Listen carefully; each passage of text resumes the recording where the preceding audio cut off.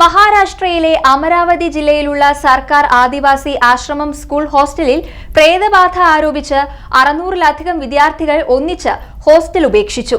രാത്രികാലങ്ങളിൽ പാദസരത്തിന്റെ ശബ്ദവും പൊട്ടിച്ചിരികളും കരച്ചിലും കേൾക്കുന്നുണ്ടെന്നും ചില പെൺകുട്ടികളിൽ ബാധ കയറിയതുപോലുള്ള പെരുമാറ്റം കാണുന്നുണ്ടെന്നും പറഞ്ഞാണ് കുട്ടികൾ ഹോസ്റ്റൽ വിട്ടത്. സംഭവം വലിയ ആശങ്കയ്ക്ക് വഴിവെച്ചതോടെ അധികൃതരും ഡോക്ടർമാരും വിഷയത്തിൽ ഇടപെട്ടു. കഴിഞ്ഞ ജൂലൈ അവസാനം ചില പെൺകുട്ടികൾ അനിയന്ത്രിതമായി ചിരിക്കുകയും കരയുകയും വിചിത്രമായി പെരുമാറുകയും ചെയ്തതോടെയാണ് സംഭവങ്ങളുടെ തുടക്കം. ഇതോടെ ഹോസ്റ്റലിൽ പ്രേതബാധയുണ്ടെന്ന അഭ്യൂഹം പടരുകയായിരുന്നു. ഇവിടെ പഠിക്കുന്ന 608 വിദ്യാർത്ഥികളിൽ 345 പെൺകുട്ടികളും 263 ആൺകുട്ടികളും ഭയന്ന വീടുകളിലേക്ക് മടങ്ങി. തുടർന്ന് സ്കൂൾ അധികൃതർ പെൺകുട്ടികളെ ആശുപത്രിയിലെത്തിച്ച് മാനസികാരോഗ്യ വിദഗ്ധരെ കൊണ്ട് പരിശോധിപ്പിച്ചു.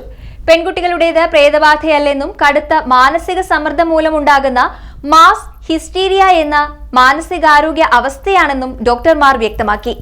വിദ്യാർത്ഥികളും രക്ഷിതാക്കളും ആവശ്യമില്ലാതെ പരിഭ്രാന്തരാകേണ്ടതില്ലെന്നും ദുരൂഹമായ യാതൊന്നും ഇവിടെ സംഭവിക്കുന്നില്ലെന്നും പ്രാദേശിക ആരോഗ്യ വിഭാഗം അറിയിച്ചു.